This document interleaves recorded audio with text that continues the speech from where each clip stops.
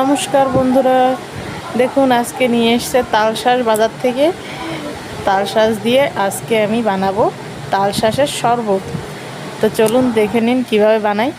এখানে আমি তালশাঁসের শাঁসগুলো আমি বের করে নিয়ে এসেছি, দেখুন উপরের থেকে খোসাটাও ফেলে নিয়েছি। এবার এই তালশাঁসটাকে আমি ছুরির সাহায্যে ছোট ছোট করে কেটে নিচ্ছি। তালশাঁসটা বেশি একটু শক্তও হয়ে গেছে, তাও কোনো সমস্যা নেই। আমি এটাকে এবার মিক্সারে সুন্দর করে একটু পেস্ট বানিয়ে নিচ্ছি।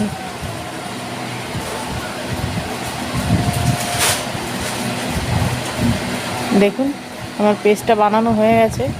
আমাদের বাড়িতে সবাই তালশাঁস পছন্দ করে।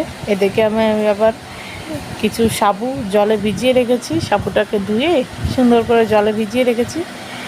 এবার নিয়েছি দুটো কাচের গ্লাস, গ্লাসে দিয়ে দিচ্ছি 2 চামচ পরিমাণ তালশাঁস।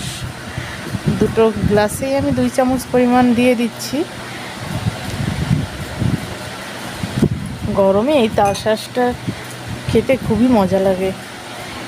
এবার দিয়ে দিচ্ছি সেই ভিজিয়ে রাখা সাবুটা, আমি 1 চামচ পরিমাণ দিচ্ছি।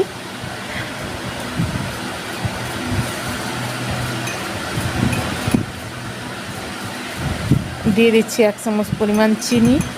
তালশাঁসটা একটু মিষ্টিই থাকে, আমি 1 চামচ দিচ্ছি, তাতে মিষ্টিটা ব্যালেন্স হয়ে যাবে। আপনারা যদি বেশি মিষ্টি পছন্দ করেন তাহলে আর একটু মিষ্টি দিয়ে নিতে পারেন।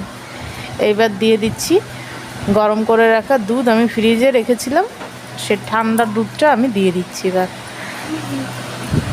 দিয়ে দিচ্ছি ফ্রিজের থেকে বের করে আনা ঠান্ডা জল। আপনারা চাইলে এখানে আইসও ব্যবহার করতে পারেন। আমি আর বরফটা দিচ্ছি না, কারণ আমার রুদ্র বাবা রয়েছে, ও আবার বরফ ফেলে শুধু বরফ কামড়ে কামড়ে খায়, তাই জন্য আমি বরফ বানাই না। দেখুন আমার শরবতটা একদম রেডি। তো আমার এই শরবতটা কার কার ভালো লাগলো অবশ্যই কমেন্ট বক্সে জানাবেন। আর ভিডিওটি যদি ভালো লাগে অবশ্যই চ্যানেলটি সাবস্ক্রাইব করবেন। নমস্কার।